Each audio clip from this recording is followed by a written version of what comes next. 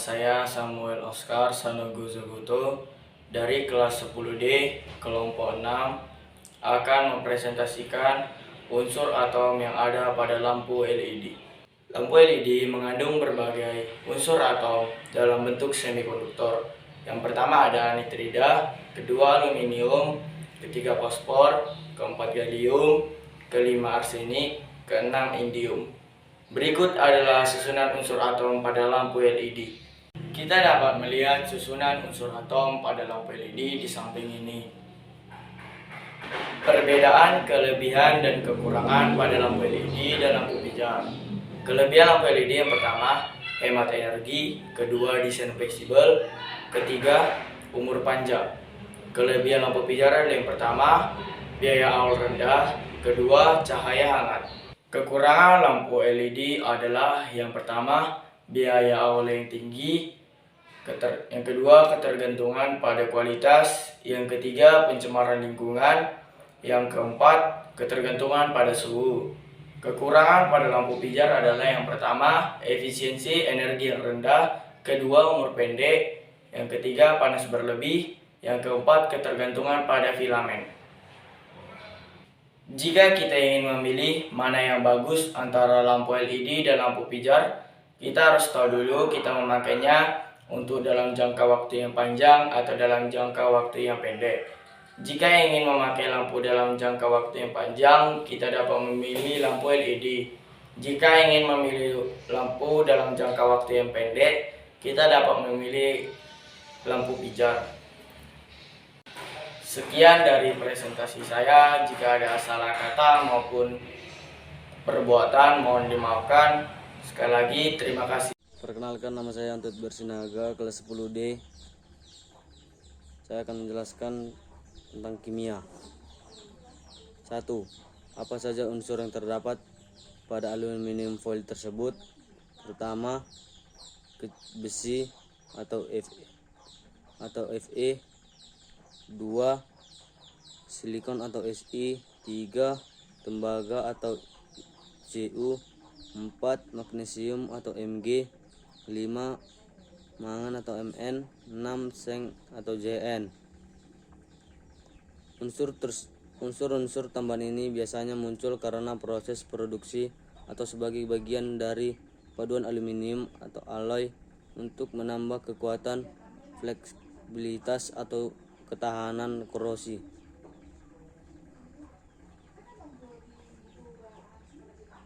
Unsur-unsur aluminium foil sesuai tabel periodik.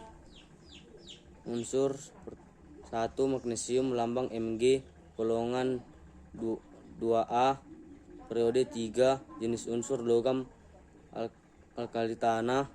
2. Aluminium, lambang Ai, golongan 3A, periode 3, jenis unsur logam positif transisi. 3. Silikon, lambang Si, golongan 4A, periode 3, jenis unsur metaloid.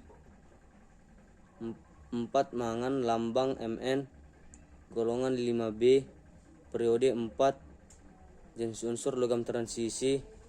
5. Besi, lambang Fe, golongan 6B, periode 4, jenis unsur logam transisi.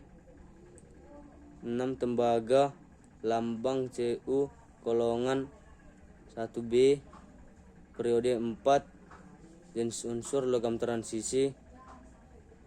7. Seng atau zinc, lambang Zn, golongan 2B, periode 4, jenis unsur logam transisi.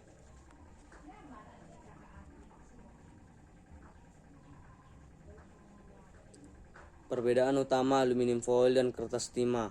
Aspek bahan aluminium foil, aluminium, kertas timah atau tin foil, timah atau Sn.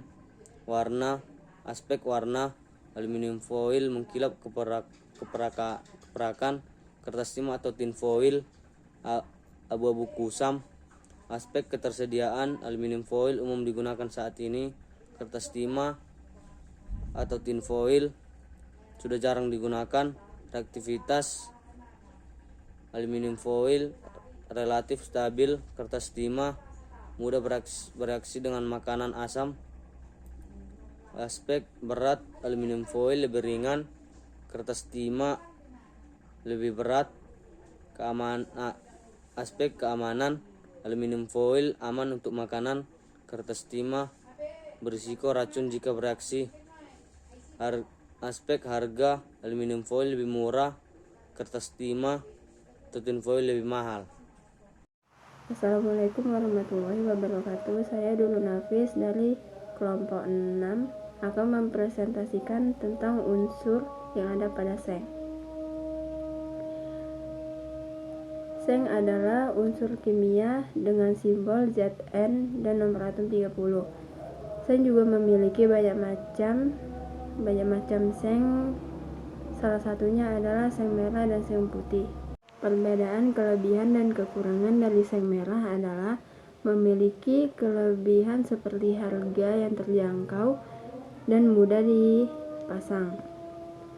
Dan kekurangannya adalah konduktivitas panas tinggi dan rentan terhadap karat, dan menghasilkan suara berisik saat hujan. Namun, kelebihan dan kekurangan dari seng putih adalah memiliki kelebihan tampilan estetis dan modern yang mudah didesain dengan berbagai gaya desain rumah. Namun, kekurangannya rentan terhadap goresan dan menghasilkan bising saat hujan. Seng yang bagus di antara seng merah dan seng putih adalah jika Anda mencari seng yang tahan lama, kuat, dan tahan terhadap korosi, serta dapat menjaga suhu ruangan, adalah pilihan yang lebih baik adalah seng putih. Assalamualaikum, perkenalkan nama saya Oleh Hartarti dari kelas 10D dari kelompok 6.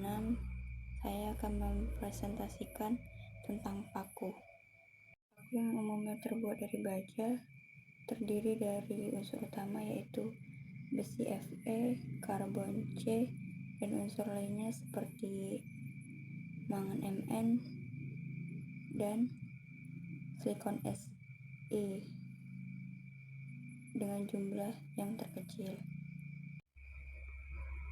Perbedaan, kelebihan, dan kekurangan dari paku kayu dan paku beton. Yang pertama, kelebihan paku kayu mudah digunakan dan mudah ditemukan. Harganya juga murah. Kelebihan dari paku beton yang pertama, tahan terhadap tekanan dan beban berat, tidak mudah bengkok saat dipukul. Kekurangan paku kayu yang pertama, tidak cocok untuk material keras, mudah berkarat, kekuatannya terbatas. Kekurangan paku beton yang pertama, lebih mahal dibandingkan paku kayu, sulit dipasang tanpa alat bantu, bisa merusak permukaan jika digunakan tidak dengan hati-hati. Nah, sekarang pilihan yang bagus dipakai antara paku kayu dan paku beton. Pilihan terbaiknya adalah kita sesuaikan saja pada jenis material yang akan disambungkan atau digunakan. Paku kayu cocok untuk paku kayu, sedangkan paku beton lebih kuat dan dirancang untuk material keras seperti beton dan batu. Sekian, terima kasih. Saya Rido dari kelompok 6. Unsur yang ada pada aluminium. Aluminium dengan simbol Al memiliki urutan unsur ke-13 dalam tabel periodik unsur. Ini merupakan logam paling berlimpah ketiga di bumi setelah oksigen dan silikon. Kelebihan aluminium murni: tahan korosi, konduktivitas listrik tinggi, berat ringan, kemampuan daur ulang. Kekurangan aluminium murni: kekuatan rendah, rentang terhadap deformasi, kekerasan rendah, biaya produksi yang cukup tinggi.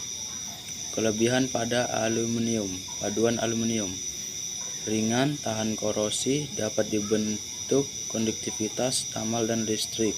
Kekurangan paduan aluminium: biaya produksi tinggi, kekuatan relatif rendah, titik cair rendah, rentang suhu penggunaan terbatas, stress corrosion, sifat mekanik yang berbeda-beda. Aluminium yang bagus dipakai antara aluminium murni dan paduan aluminium. Secara umum paduan aluminium lebih bagus untuk dipakai dibandingkan aluminium murni karena memiliki kekuatan dan daya tahan yang lebih baik serta dapat diolah dengan berbagai cara. Aluminium murni meskipun memiliki konduktivitas listrik yang tinggi dan korosif terlalu lunak dan tidak cocok untuk di aplikasi yang membutuhkan kekuatan dan daya tahan yang tinggi.